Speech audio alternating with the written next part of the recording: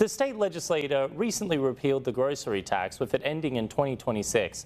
But another law allowed cities and towns to keep their grocery tax. Since the start of the year, half of Illinois municipalities have decided to keep the grocery tax. Bloomington, Normal, Pekin, Morton, and Peoria Heights have all kept their grocery tax. But why is that? We have a tax expert, Maurice Scholten, to break down why grocery taxes are important for municipalities. Thank you so much for coming on, Maurice. Appreciate it. Thank you for having me. So let's go straight into it. So why have most of these towns and cities kept their grocery tax? I think the most important thing to remember is they're currently getting the sales tax money from groceries, as part of their budget.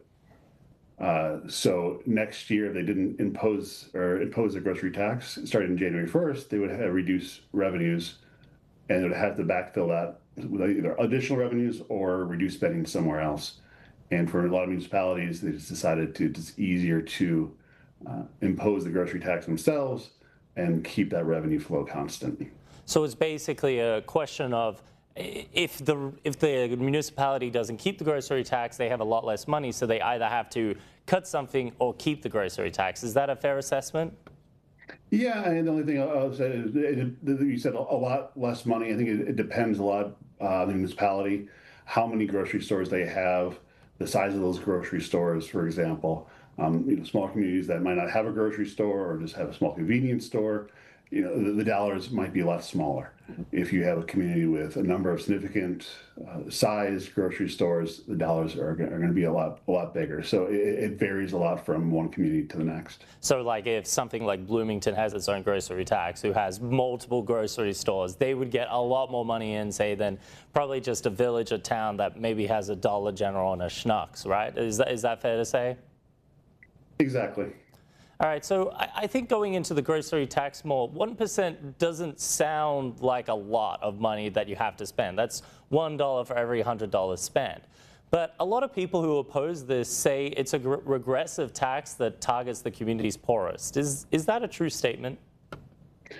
Like a lot of things, tax, the answer is complicated.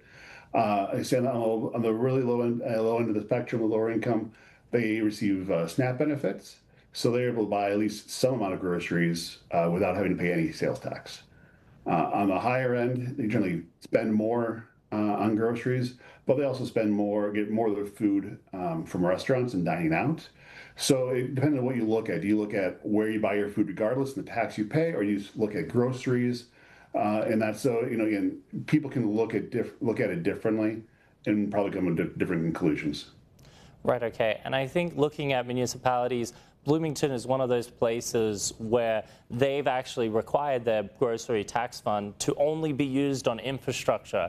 Do you think that's a way to ease it over, like focusing the grocery tax on maybe something that is, you can actually see it improving your everyday life? Yeah, that's something that I guess local governments or even all governments are going to do at some point is when they have a need for a tax increase, identify some type of spending that is generally popular with their voters, with the residents, and tie that tax increase to that spending. I don't know the particulars of Bloomington's budget, but it depends on is that new infrastructure that wasn't getting spent on, or is that are they just kind of moving money around? And I don't know the answer to that. And I think one thing I might want to ask you is there anything else that we should know about grocery taxes that I haven't asked already, very quickly? I'll say this when we talk about grocery tax, nowhere in the statute is actually groceries and what it actually applies to, but it generally applies, again, when you, as most would think, when you go to the grocery store and buy, the food for the week. But it does exclude candy, soft drinks, alcohol, for example. So, if you go get a case of Coke, for example, you might be thinking that's grocery, but that isn't, and that you're going to pay the full sales tax rate on that, and the same thing with candy. All right, sweet. Thank you so much for breaking that down, Maurice. I really appreciate it. Well, next up, we have our Capitol Bureau reporter breakdown what's happening in Springfield. But first, we'll have your local weather authority. Stay tuned.